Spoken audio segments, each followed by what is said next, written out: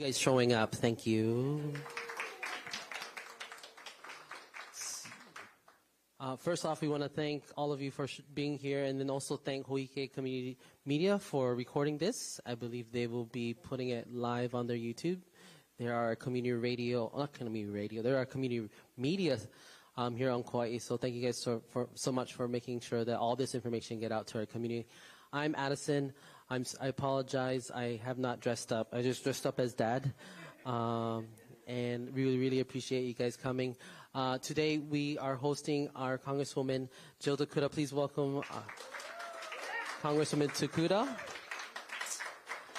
She's going to give us a quick update, but as all coffee hours, it's designed so we can listen to you and hear from you. So feel free to,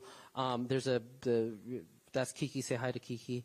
She has index cards if you guys want to write questions. We got a couple here, or you can just raise your hand and ask questions. But let me turn it over to Jill. Great.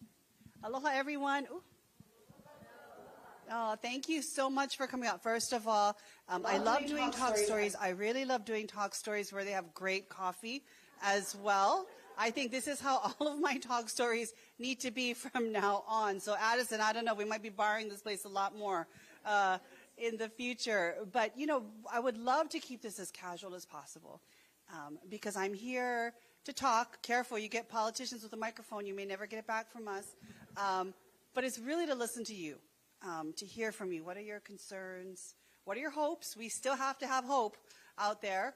You know, what questions do you have? What solutions or ideas would you like to suggest? I really want this to be a very informal back and forth. And I know it's hard when we're up here and you're there. We can come out over there too and talk. But this for me, and I appreciate Addison giving me this opportunity to crash one of his talk stories. For me, it was important just to be able to listen. And you can't, you know, do that sometimes in huge town halls where everyone wants to say something. So intimate gatherings like these, I think, are important and need to be done more often. So Addison, I don't know if we want to just kick it off into just a talk story kind of thing. Yeah. Perfect. I'm going to switch mics. You take that one. Okay. We do have a bunch of questions here. So we're just going to start with the questions here, and then we'll open it up to everyone here since this is a small group. All right. First question. How can we... I'm on a game show. Did I get a prize?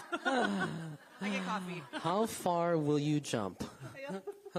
No, the first question is, how can we encourage other federal Democrats to speak out against this admin's bad policies? That's a good question. Okay, I'm going to toss it back and forth to you. I used to want to be a teacher in a past life. What are some of the things you've been doing to try and encourage Democrats, federal Democrats, to do more? And, or more importantly, what's been successful in your eyes? Calling. Calling Jill. Perfect. Okay. Anything else?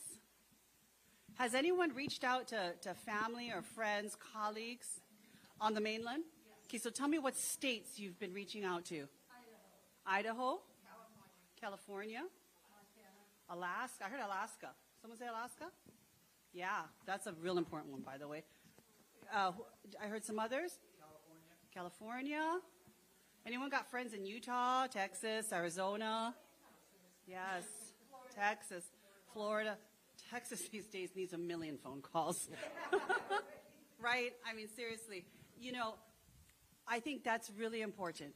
And I always tell people sometimes when you call or when you send an email or you text a friend and you tell a friend, please, here's the number for, you know, Representative, I'm drawing a blank right now, Kevin Kiley, who's terrified in California, let's say, right? I'm just using an example. Call them and tell them you 200% disagree with the big, ugly bill. People are going to die when they lose Medicaid. People will starve when they lose SNAP. You voted yes. We're going to vote no on you, right? I shouldn't say political stuff on your camera. I apologize. But, you know, it may feel like, oh, this doesn't make a difference. This doesn't make a difference. It does. They win when we give up hope. You have to keep doing these kinds of things. You have to keep calling congressional Democrats and reminding them that we need to stand up. And, you know, people are standing up in their own ways. They're doing town halls across the country. All of us are voting hell no on pretty much everything these days. We're at rallies, we're introducing bills, we're sending letters, you know, we're going to detention centers across the country. I have been to the FDC twice here in Hawaii, and I'm still demanding my ICE meeting and still haven't gotten it now that I think about it, for months. They will not see me, but we are still demanding that particular meeting. So please just keep calling. Please keep texting. Please reach out to every friend and family, former colleague you know across the country and tell them they need to do the same. They absolutely need to do the same, especially in those states where it makes a difference. I say Alaska because if we think about Alaska, that was one where we almost kept it blue, right? We had it for a smidgen of time, and then it flipped red. So the person in that seat right now is going to be very cautious of, right now he understands everyone's looking at every single vote. And if you take a look at what the Big Ugly Bill has done to Alaska, it will greatly harm rural America and remote America like us. And it's going to hurt Alaskans. So everybody who has taken the wrong vote, you know which side I mean on that one, needs to be held accountable, and they need to be told so, that they will be held accountable come 2026 and the election. So keep reaching out, keep calling, keep emailing, keep texting. That's really important that we continue to fight in that regard. Yeah. We got 3 more, and if you have your index cards, just come on, bring it up, or you can just take the mic and read it off for yourself.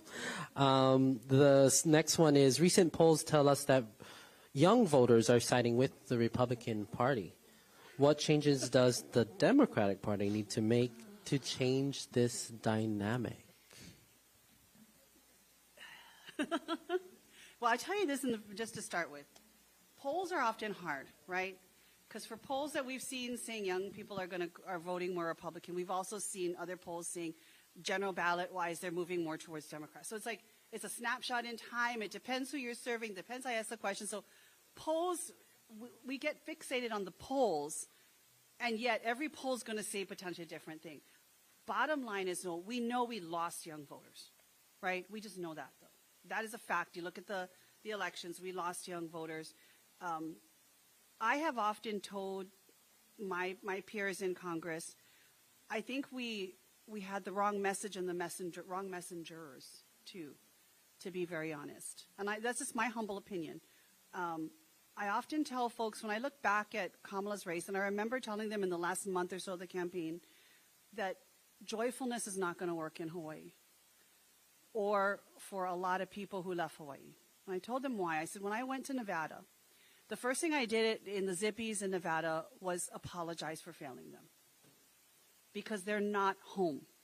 It was a crowded Zippies, a bigger Zippies than I'd seen in Oahu anywhere. It was packed with my babies.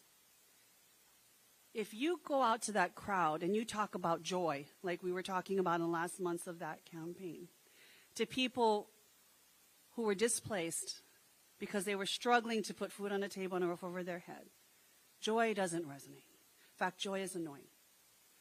And we didn't think about the fact that at that point in time, as much as the GDP and the economics said, oh, America's strong, majority of people in America were struggling. They're having a hard time figuring out how I'm going to get health care and food and a roof over my head. And they were making impossible choices between 3 most basic things. We were out there with Joy and Beyonce. Glitz and glam. Think about all the superstars flooding the message out there to us. When you're just struggling to do the most basic thing, that's a privilege. That's a privilege. That's a very privileged message and messengers. We totally missed it when we think that. We're going to miss it again if we don't figure that out come 2026 and 2028. And so, to me, how we get young voters, there's no simple, easy, one-way answer. But if you think about the Republicans, they tend to meet them a bit more where they're at. And Dems have a hard time doing that as well. Because sometimes meeting this generation where they're at we get stuck on the facts and the teachings and the explaining and all these different things that goes right over their head, because we've got to think about what's going to stick in 90 seconds potentially or less and really hit them where it matters and where it, what they care about. So kind of my humble opinion on that. I think I saw a hand go up. Yeah. So the first thing I think about is that our education system has failed the young people in not teaching the history of this country as a whole. And the fact that there was a time in the early 1900s where there was an oligarchy, which is what they're trying to reestablish today. And people did not thrive under that time, and they will not thrive again if we reestablish that gilded age of the ultra-wealthy. And I don't think that that's being hammered enough, that that's what's going to happen. We're going to have Hoovervilles again. And people, I bet, young people have no idea what a Hooverville is. I wish, but no. What's a Hooverville? So a Hooverville is encampments of people who were unhoused, unemployed, not being able to make ends meet because the ultra-wealthy were just living it up while the rest of us were... The Gilded Age was built on the backs of very poor people. Yeah. Exploitation, often exploitation. the most vulnerable, the newly arrived communities of color, right? I mean, that's exactly. Yeah. And I don't think that our educational system has done that justice.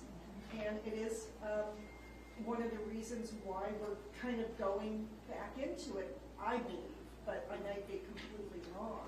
Well, but that's a message that could work for Democrats because it did work before. I mean, unions have to step up again and say, look, we need to unionize.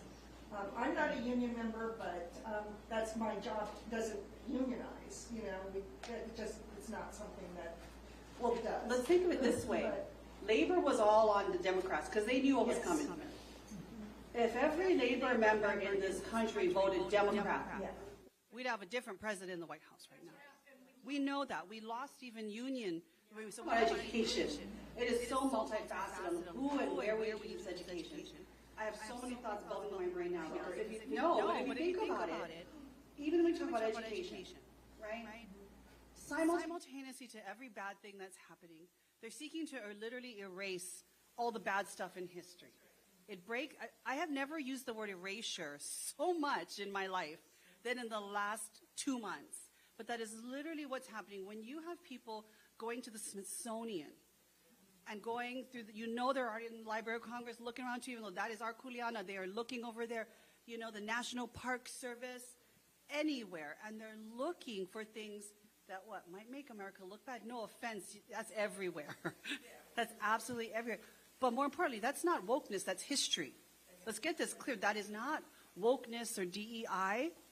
That is our history. Whether it's something you're proud of or not, you cannot and must not erase it. And that is the most fearful thing that I have many fears that I wake up to in the morning. But the fear that at some point we will wake up and slavery and the internment of my great-grandfather and so many other mistakes, tragedies, atrocities of our past that we've managed to commit in 250 years will be gone. And trying to even teach our kids about it, try finding a book, right? Try finding a book in a library or a website even these days, right? That's going to accurately depict the American story, which we all know. We each have a different version we come from a different American story, every single one of us. And that is critical, important. It deserves to be written. It deserves to be respected and go forward into history. And that is being erased right now. So that's my biggest fear I have. Second, as a mom of public school students, is what they're doing to the Department of Education as a whole. I have never thought I would hear destroy the Department of Education. Like never. It wasn't even crossing my mind you could even do that. I mean, I come from the state part too, right? I was in state senate. I was the education chair and the Ways and Means chair. That was one of my biggest priorities as a public school graduate and a public school mom. to think that at the federal level, we are actually trying to dismantle the entire Department of Education. That should send chills through everyone's spine, whether you have a kid or a grandchild that went through public school or not.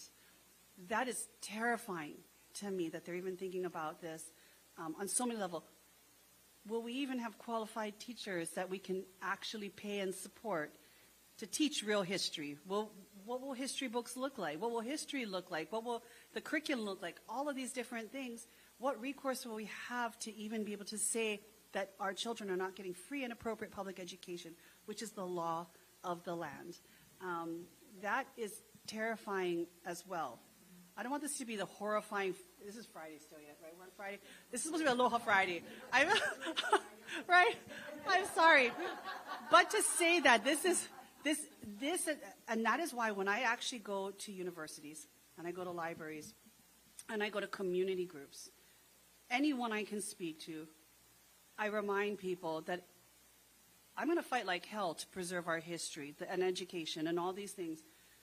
We each need to be the truth keepers ourselves. In this moment, we cannot forget, generations from now, that this happened. We want to forget. Every morning we probably want to forget what just happened, right? And what's going on. Like the last 8 months, which feels like 800 years, all in one bit. We cannot forget it.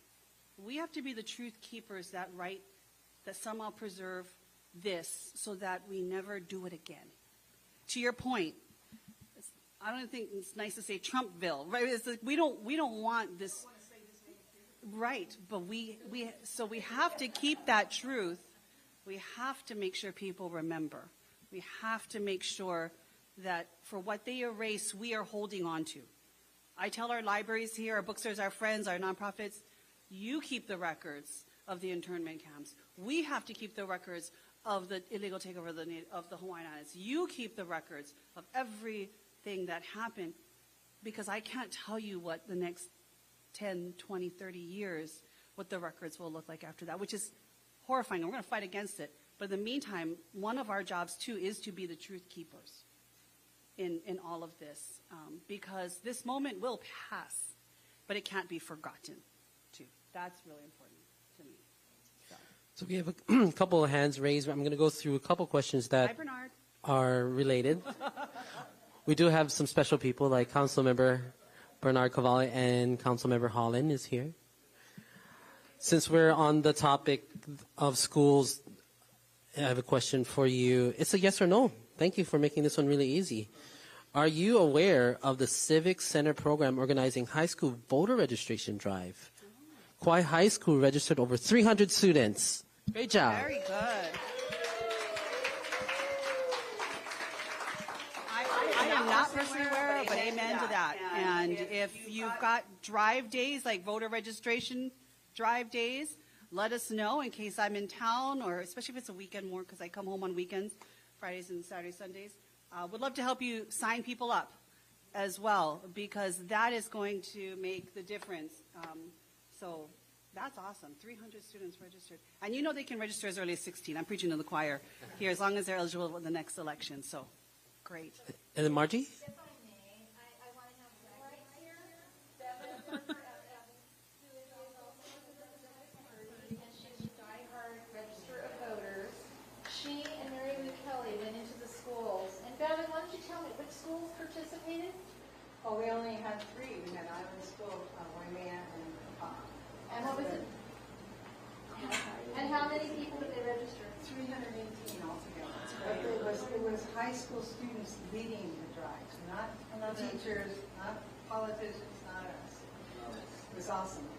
And it's a nationwide. It's a nationwide program, and the civiccenter.org provides all the workshops and training and everything for the kids. They empower high school students to be leaders. That's great. So it's student-led, too. So the fact that no other school in Hawaii did it was a weird thing for us. So we need somebody like you. Well, you know what we could do then, maybe. And sometimes they don't know, right? I mean, there's so much going on. They don't know. But if the kids or you folks, anyone's willing to maybe, the easiest thing might be to host a Zoom, since it's 3 schools, and you got Waimea and Kapa'a, I think you said, which are very spread out from each other. I would love to do a Zoom with them to talk about the importance of, voter registration and maybe even, the fears of voter suppression, which sadly is something very much top of mind these days. And maybe if we can do that kind of talk story with our high school students, we can kind of promote it and hopefully get the word out there so that other schools might go, hey, what is this? What is this program? We should be doing it here, So, let us know. But I always welcome the opportunity to talk to students. And I'd love to particularly talk to these students as to what got them passionate about registering people to vote. I think I know their answers, but I want to hear it from them, and we need to hear it from them, and then let's see if we can get that to spread to the other islands as well. So, but thank you for doing that with them. Sure, I would love that. Whether we can do it in person, but I think sometimes if you're talking about that geographic spread, sometimes Zoom might be easier. Even just to start, I'm willing to look at a couple different options and meeting times as well, so not like one and done. Yeah. Yeah. I think the media should be talking about it, right? For all the bad stuff we get in the paper, we need to talk about that. Awesome. Well, that's awesome. And then they should have put it on the Star Advertiser and Hawaii News Now and other things, right? And KHO. And so we'll try to do that. Yeah. Did honor them, and our Senate President and Senator Ron Koji, very good. Thank you. Annie, you had your hand up, and then we can go to you. Yeah, I just wanted to maybe ask a little about that Democratic Party messaging. Is there some new messaging for this next time coming around so we don't feel gaslit? And then is there some recognizable party leadership too that we can rally? I mean, like I'm loving Gavin Newsom right now, just sort of rolling everything right now, but that's very immature, But I just wonder, is there like a party leader that we can get behind and stand up for? Is there messaging that we can really get behind? Is that top of mind?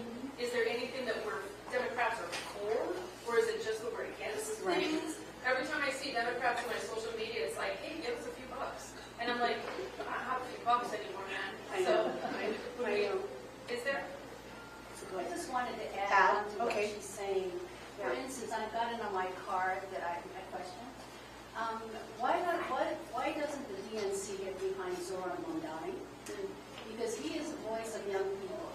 And if we don't open our tents wider, we're going to lose more young people. And he is for working. He wants to change New York. I'm sure you know that. Yeah. I'm wondering why people like Schumer and Gillibrand and even Jeffries aren't getting behind him. So because that's the message also, that we're seeing that they don't, it seems like they don't care about what he's doing because they're not getting behind it. Although Bernie Sanders is on AOC, which is great, but not enough. Not enough. Right. So that's a message right there that you need to capture. Yeah. These are all great and very difficult questions. They shouldn't be, but they are, right? Let's see. Who's a good leader? Well, this one would be great, okay? First of all. Hi, sweetie. Way cuter than any of them I've seen so far. All right. I'm pretty sure got lots to say, too. She's like, yeah, that's right. Yeah? You ready to leave? Yes. Yeah. So, I mean, is there a natural leader, right? If I'm being real honest, and I'm just honest, even if you don't agree with me, I don't think there is one that I have seen so far. I have not seen one. I have a question, though. Will it just be one? Given how we lost, given who we need to reach, pull over, whether they identify as Dem or not, pull over to vote with us, right? Because I just want them to vote with us. I don't care what they want to call themselves at the end of the day. Dem, Republican, Independent, Green, Libertarian, Socialist, blah, blah, blah, right? I want them with us. Given we need to just pull enough over, the majority over, to get them with us, to take back the House as the first step, right? Then to win back the presidency, to win back the Senate, just to pull them over, I don't know that it's any one messenger. I think it's, to my point about who's the messengers, I think it's a number of different messengers. We have to actually be smart and do the math. But I'm a data wonk, so that's where I gravitate. Who do we need to win to be with us? And who's the right messengers to get them to come with us? In some respects, the hardest ones, that middle, that weird, that interesting middle independent, Momdani won't speak to them, but maybe Momdani can win back some of the more progressives that feel abandoned and have just walked away and felt apathetic and think, I'm not even bothering, right? He can win those. But who will win the middle?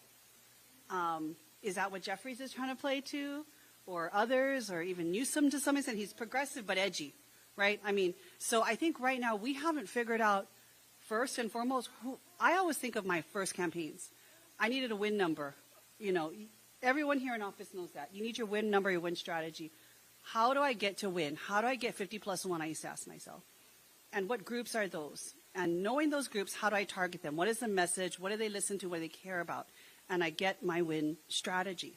Even when both of us ran against each other, I knew I was going to lose potentially, because I knew who was pulling votes from different places. And I knew how difficult it would be for me to sway over Kauai, for example. And I needed Kauai for my win. And I needed Japanese. And Kim Koko took some of my Japanese, right? So unfortunately, I even knew just chopping it up, like, oh, it's going to be a tough road for me. And I was right. I was right. This is an election where we have to know, what is our win strategy? How do we get to 50+1 to win? And who's going to be the right messenger who's going to speak to those different pockets? And it's not just any one magical human being. Not even Obama could do that one thing to reach absolutely everyone. But we have to intentionally find those people and the right messages that they can deliver and just hit. Because I don't care if you call yourself a Dem. I just want you with us, to get them with us, to vote and move the vote, right? Because we're going to have to win in places we've never won before, too, if we think about it. To get those 4 seats that I need to flip the majority, depending how all this gerrymandering nonsense goes, it is nonsense. Serious. We are going to have to win in some places we've not won before. And that's going to mean different messages, different messengers. Because I think what's going to happen, I'm looking to the future now. We're doing everything we can right now, but I'm tired of being angry. I want to look to the future just to see what the phoenix rising out of the ashes, what's going to happen. And I see more than what we have now. And I agree with you as far as the messengers. We need to have several of them.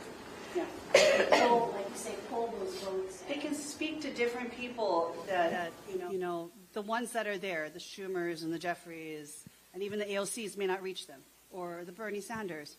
But we need them. We need them to understand the harm has been on them. The hurt is on them. And it's in their best interest, and it's their civic duty to vote with us, right? So that is a tough thing that we are trying to figure out. We need to figure out faster, I feel like, than we are. And it is a frustration for me, too. I'm not, I used to be decently high up the food chain in the state Senate. I'm not that high anymore, but it doesn't mean I don't talk and say exactly what I think or feel. But we have got to be moving faster, because we're basically in the next election already, right? We are in 2026 at this moment already. So we really have to move and be smart about it. Yeah. Question. Taking away absentee ballot all the way. And is Hawaii going to be ready to address that? You mean if the absolute worst case scenario happens and he actually succeeds? Is that kind of case? Well, it seems like that has a tendency to happen. It's yeah, when I woke up that morning to that one, at that point, you figure out coffee or something else. I have coffee. I always have coffee.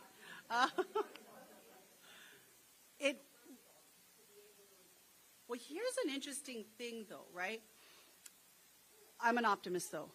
But unlike some states, Hawaii has flexed that muscle of having individual physical voting locations not too long ago, right? If we think about when we made the transition to all mail, with just a couple places on each island open on election day and then the early voting for 2 or 3 weeks before, right? It wasn't too long ago when we had every high school. That's why our primaries are on Saturday, because every elementary school, high school was a voting place, right?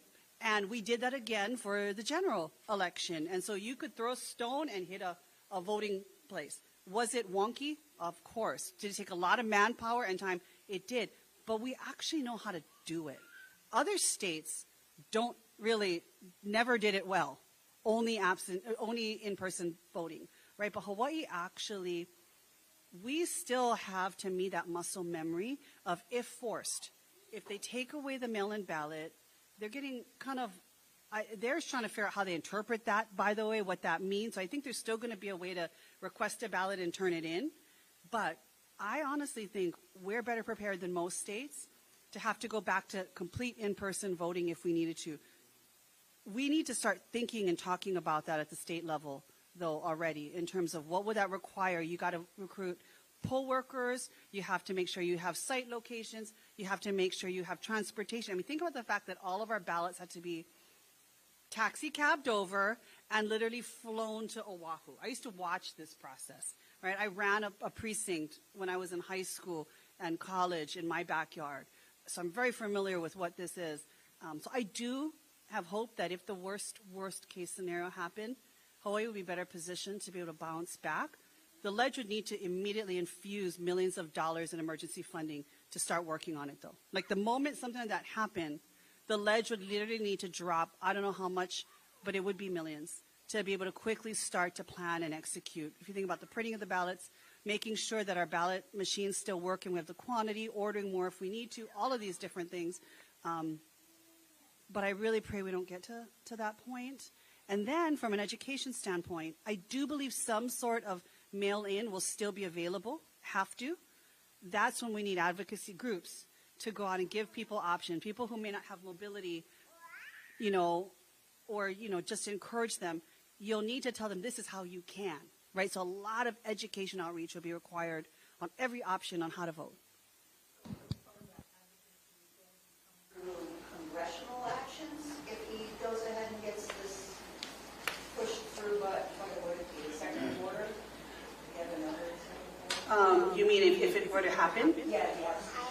If he were to remove it, I mean, he'd probably be looking at executive order.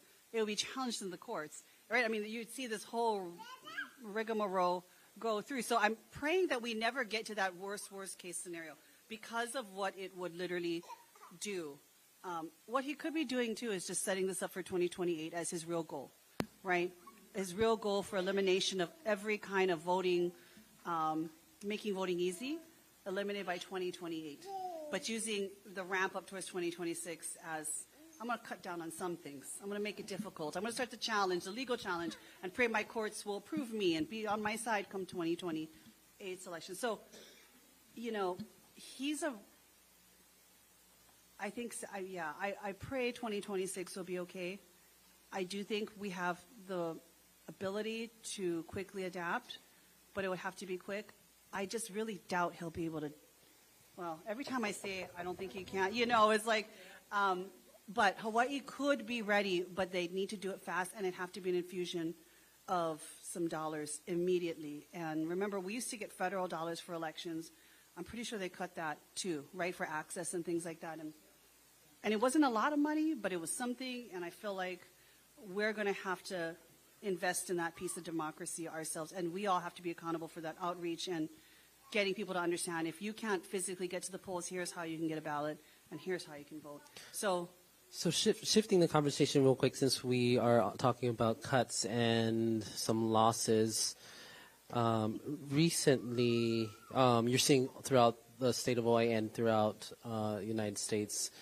So generally, what is your mana'o on the military lease renewals that are coming up and is going through right now? I just thought we were going to talk about Medicaid and SNAP just now. We'll get to that after that. Since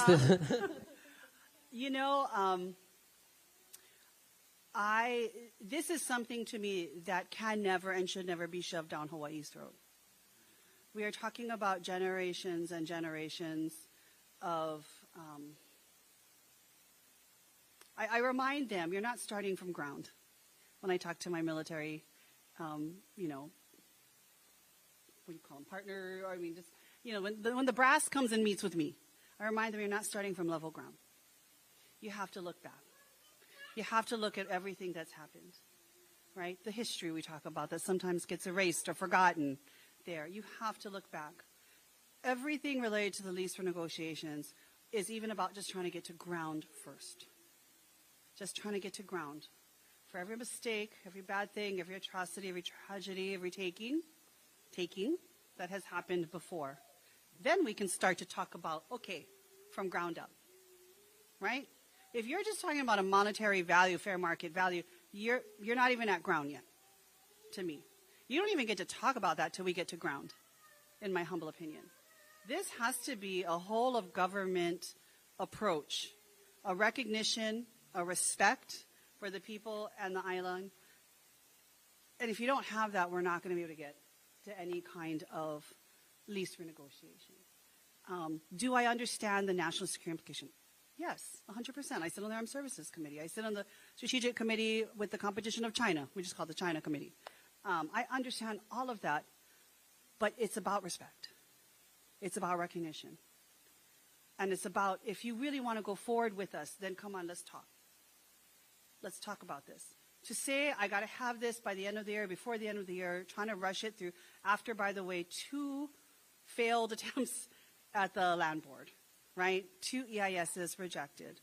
That is something, to me, that you should not be asking for a rush through right now. What I would like to see is a real discussion about the military impacts on every island, on specific communities.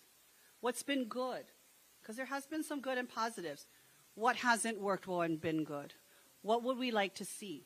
When I get to the table with them, I'm like, okay, there's dollars, but I want access to health care. I want you to help us with our sewer and our solid waste issues that we have a problem on every island, including this island. By the way, I want to talk about transportation access, right? I want to talk about housing. Housing is the first one. I actually put that into the National Defense Authorization Act, that we need to be looking at housing.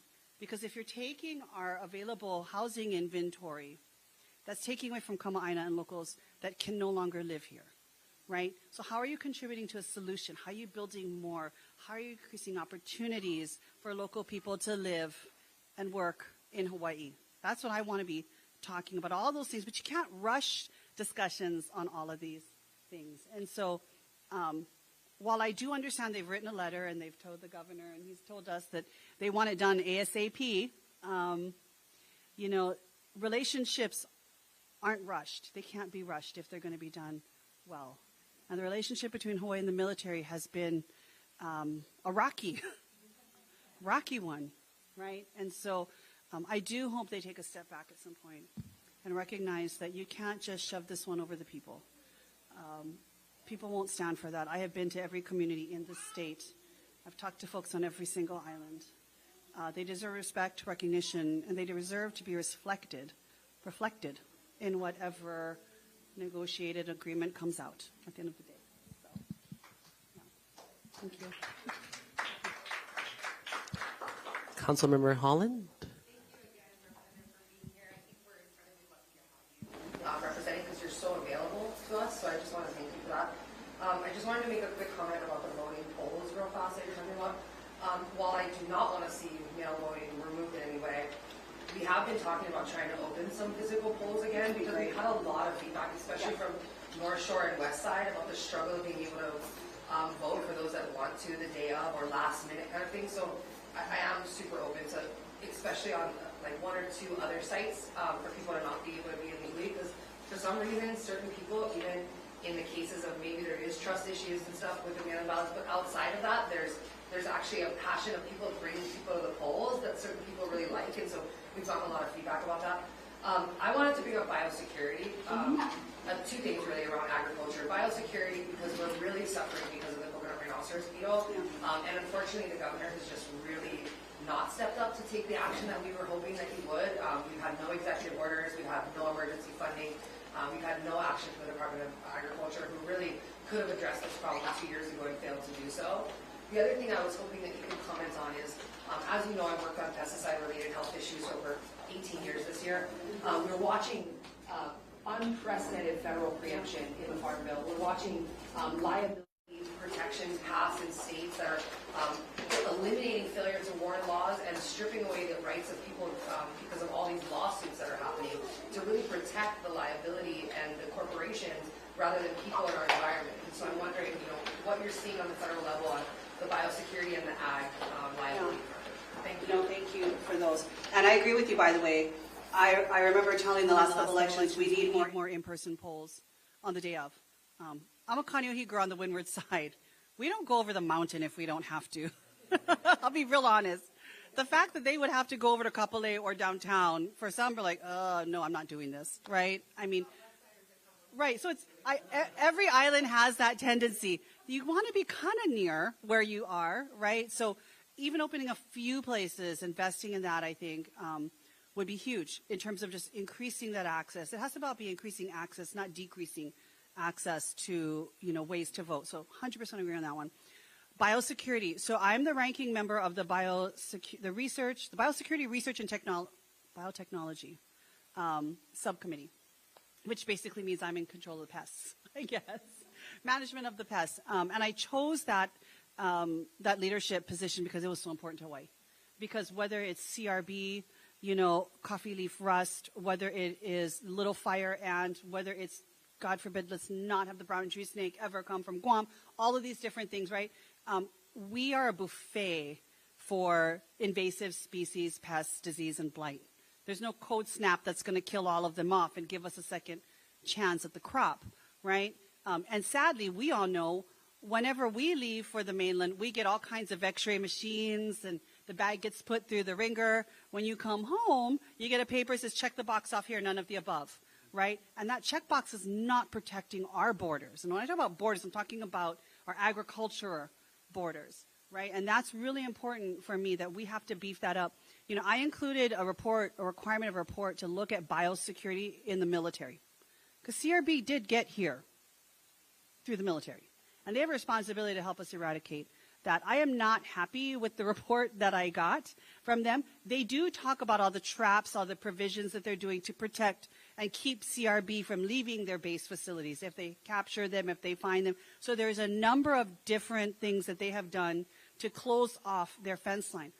What I'm trying to push them to do is go beyond the fence line and figure out how you're going to help us.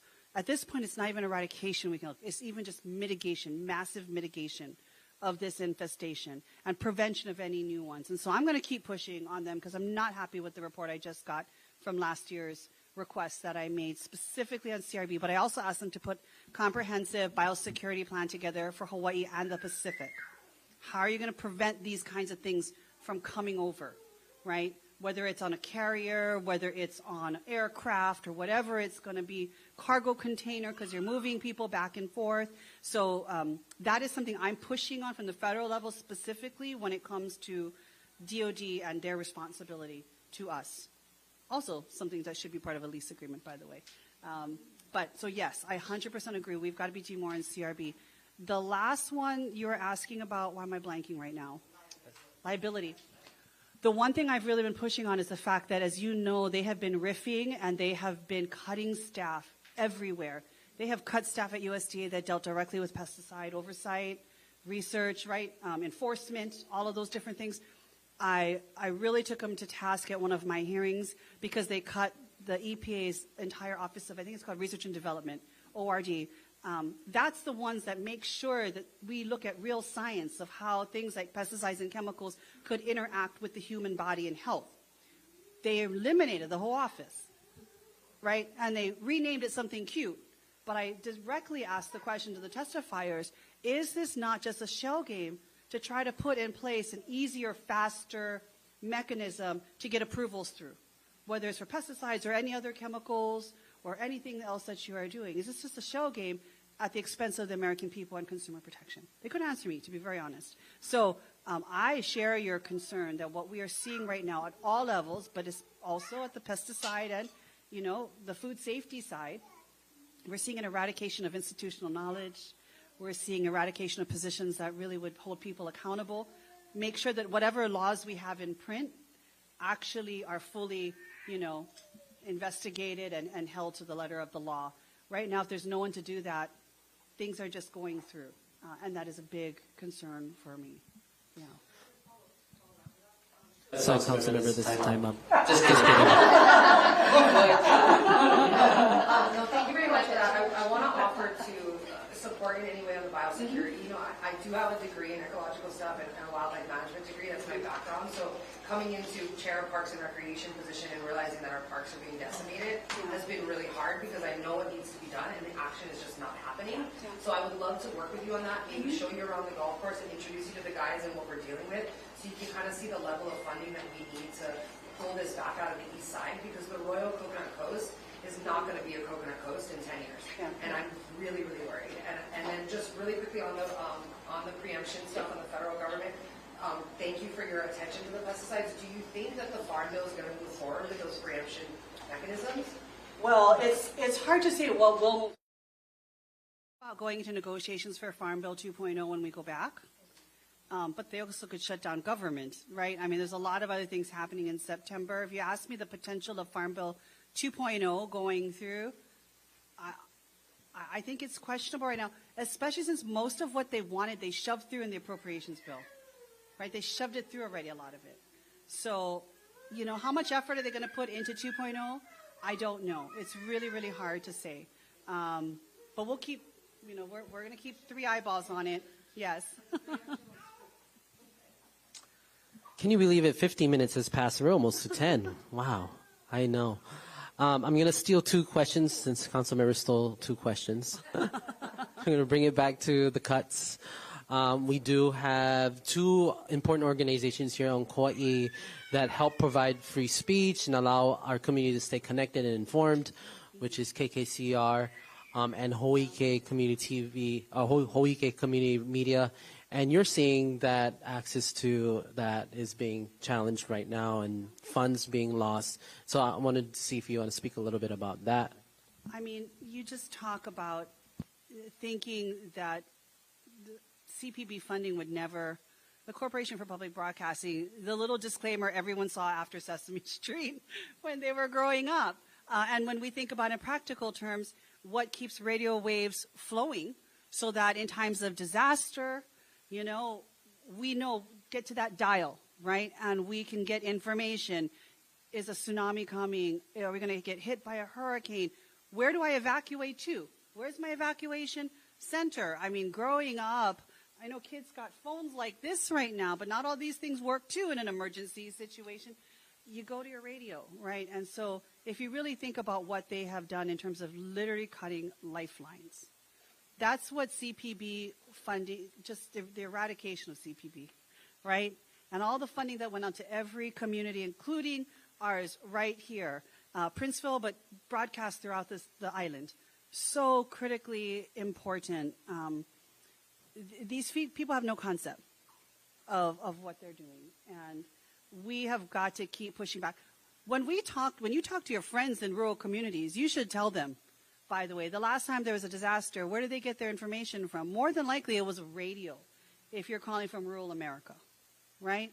Remind them, you just voted to cut my lifeline to figure out if I need to evacuate or not, if I'm in harm's way or not, where I need to go. You just cut me off from that. They need to remind their member of Congress, if they voted to support that cut, that you just took away my lifeline in the case of a disaster. And it's not an if, it's a when. It's always going to be a when. So those are some of the things you can remind them. But CPB, I mean, it's just unthinkable what we're seeing right now. Yeah. And then would you like to speak about Medicare? Well, I mean, Medicaid, over $1 trillion cuts. Medicare, $500 billion. SNAP EBT, a couple $100 billion.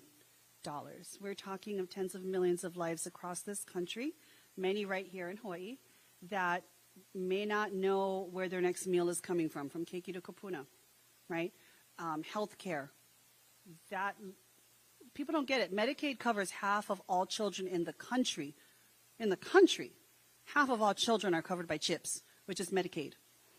And half of the children in Hawaii are covered. So they're not going to potentially have health care. Or they're going to have to pay first of all, jump through 300 hoops to become eligible, because we know disenrollment is how they make money. That's how they save money. They want you to be ineligible. They want you to disenroll. That's their benefit. They want you to get discouraged, right? We have to be there to help everyone who's eligible sign up and become eligible and answer what will be probably very difficult questions or many hoops to jump through so they can get the health coverage that they need. But it is going to be pretty arduous when we look at the potential impacts on just the basic ability to eat and healthcare. And as I remind folks, you may not be on Medicaid, or you don't need Medicare, let's say, or let's say you don't even take food stamps. It still will impact you. Because if your rural hospital, if your doctor, provider, clinic, if a majority of their funds come from Medicaid, and they all of a sudden have less dollars coming in, right, whether it's from reimbursements or people have been disenrolled, we've got a lot of places, even right here in Hawaii, that are asking themselves, can I keep doors open? And you might lose a doc, or you might lose hours that you can go in for care and appointment times, or specialists. People in our islands are not hiring specialists like OBGYN because they don't know if they can keep payroll into the next year. And you don't want to just bring someone on for a couple weeks or months, right? There are life-changing decisions being made right now because of these Medicaid cuts. And then think of the small little store on Kauai, and there's probably more than a few, that is part of that food network for people living in what is a food desert. Small mom and pop, little general stores, country stores, right? A lot of them take SNAP, EBT, right? But if less people are eligible, if they get less money on their card now, and less folks start buying at that store, it's going to hurt those mom and pop stores too, those general stores, those country stores. They could close doors. Or they could, if they make it too difficult, which is my fear, right? Part of what they do at EBT sometimes is they make it too difficult to comply. They may not accept EBT. And where will people go for that little bit of food that they need? That was one of the things that I had just mentioned to the governor. It's like, I'm not about pushing junk food, right? The whole MAHA movement to get rid of ultra-processed, sugary foods and drinks. Keep in mind, ultra-processed is spam, and Vienna sausage, too, falls in that category. But if you make it too complicated to comply, some businesses will just step out completely because they don't want to be dinged for accidentally using EBT for something that no longer fits the regulations. So we do have some, especially small stores that, it's not a whole lot of their business, but compliance is difficult to figure out what qualifies or doesn't. Because keep in mind, even like a can of Hawaii juice sometimes could be considered high sugary drinks as well, and ineligible for those types of things. So we have to look at the death by 1,000 cuts they're going to try to impose, whether it's on the food money or the health care money. And we're going to have to figure out how to make sure people and businesses and providers will be able to bridge this. We'll be able to, keep doors open, keep food flowing, and at the same time keep eligible. That's my big thing. How do we keep people eligible for these benefits that we know, sadly, they absolutely need? So we do have two last questions, but we are out of time. But what I'm going to do is give this to Jill and her staff that she can get these answers to you guys. But we want to give Jill an opportunity. You have any fun question for me? Well, he left. He was going to ask you a question. Oh, yeah? I always ask for fun questions. I'm like, these are so depressing. Well, I did want to give you an opportunity to do some closing remarks. And then I'm sure you'll be available for a little bit before you head to your next appointment. But thank you guys all for so much for being here, and thank you to Hōʻike Community Media for putting this up, so you can watch this back and access.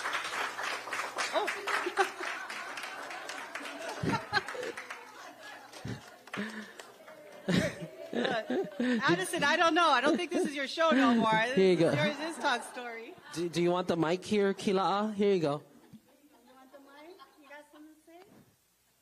Oh, wow, he took that fast. You have a question? You have a question for Auntie?